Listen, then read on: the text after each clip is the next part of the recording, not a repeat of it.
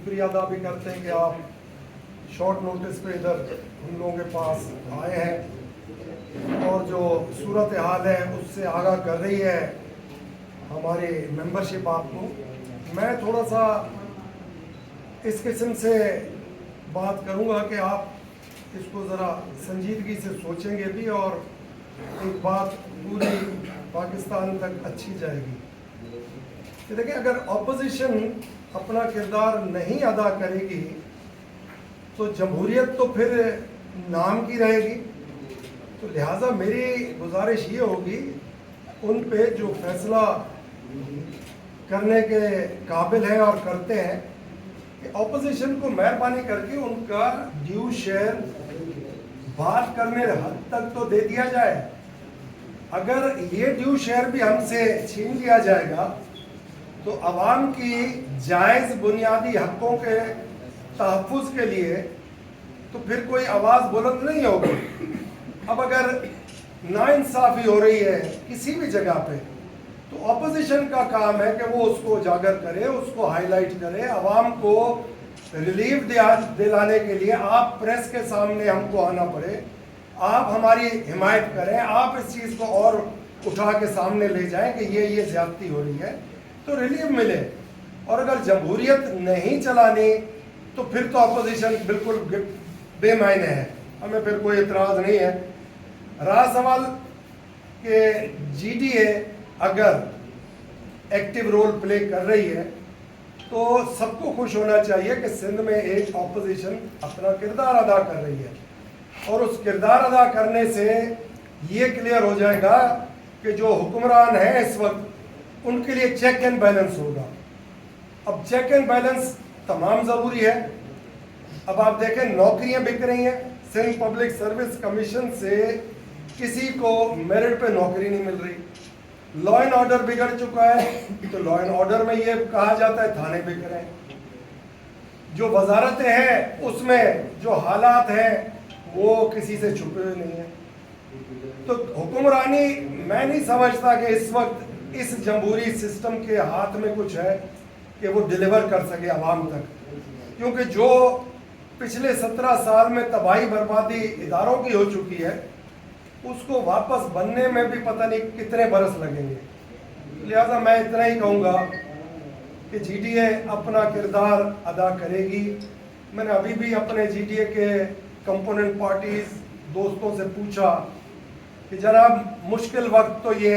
नज़र आ रहा है कि आएगा, अगर आप लोगों में से किसी को भी ये है जहन में कि जी जीडीए इस वक्त मुश्किल वक्त में है तो हम अपना ज़ाती जो एक हैसियत है उस पर वापस चले जाएं, तो मेरे बहन और दोस्त जितने भी हैं उन्होंने क्लियर किया कि आखिरी हद तक हम जीडीए में ही रहेंगे। जीडीए में मुर्तज़ा खान ने भी कहा कि हम जीडीए में ही रहेंगे। तो जीडीए टूट नहीं रही, अलबत्ता और मजबूत हो रही है और ये जो सिंपैथी बढ़ रही है जीडीए के हक में बढ़ रही है, चाहे वह आप किसी को गिरफ्तार करें, किसी पे झूठे केस बनाए, इधर ये डट के खड़े हो गए कि जीडीए एक ऑपोजिशन का किरदार अदा करेगी और ऐसे महसूस करें कि ये पीछे हटने वाला किस्सा नहीं है, क्योंकि 2 इलेक्शन हम लोगों ने बाकायदा जीडीए के प्लेटफॉर्म में सबने लड़ा है और आने वाला जो इलेक्शन जब भी होगा उसमें भी उम्मीद यही है और ख्वाहिश सबकी यही है कि हम जीडीए के प्लेटफॉर्म से ही लड़ेंगे। तो मुर्तज़ा खान जतोई वाला केस सारा सफदर अब्बासी साहब जनरल सेक्रेटरी जीडीए के, इन्होंने आपके सामने लीगल पोजीशन बता दी और मैं समझता हूँ कि इस लीगल बैटल में हम लीगली आगे चलेंगे, वकीलों के थ्रू चलेंगे, कोर्ट से रिलीव लेने की कोशिश करेंगे और कानून की बालादस्ती हम देखना चाहते हैं। और कल रात को पीर साहब ने मसरूर जतोई साहब से भी बात की और उनको हिम्मत अफजाई दी कि ये सियासत में होता रहता है, मगर सिंध के ट्रेडिशन ऐसे नहीं है। अगर ये किसी लोकल सिंध के ट्रेडिशन में कभी भी ऐसा हुआ हो जैसा मुर्तज़ा खान के साथ हुआ है तो कोई तारीख का बता दे हिस्सा, मगर ये सिंध के अंदर ये रिवायत नहीं रही कि आप किसी ख़ानदानी आदमी को इस तरीके से ह्यूमिलिएट करें اور اس طریقے سے جھوٹے کیس بنائے،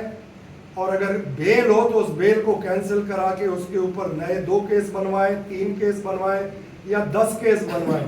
اب وہ ڈٹ کے کھڑے ہیں، انہوں نے کہہ دیا جی میرا جینا مرنا جی ٹی اے کے ساتھ ہے، جو مرضی میرے ساتھ کر لو۔ تو میں سمجھتا ہوں انسانی قدر کو سامنے لانا چاہیے۔ جمہوریت کی بات کرنے والے جمہوریت پہ عمل بھی کریں، یہ جمہوریت نہیں ہے۔ یہ تو میں سمجھتا ہوں مارشل لا کے وقت میں بھی ایسا کام کبھی نہیں ہوا جیسا اب ہونے لگا ہے۔ تو لہٰذا ہم کوشش یہی کریں گے کہ ہم سب متفق ایک رائے پہ ہیں کہ ہم لوگ لیگل جو فورم ہے اس پہ جائیں گے، اس کے بعد پھر اپنا لائے عمل کریں گے۔ اور پیر صاحب کی قیادت میں 25 تاریخ کو ایک اجلاس ارجنٹ کال کیا ہے، اس میں ہم لوگوں کی میٹنگ ہوگی۔ تب تک جو فیصلہ کورٹوں نے کرنا ہے وہ بھی کر لیں،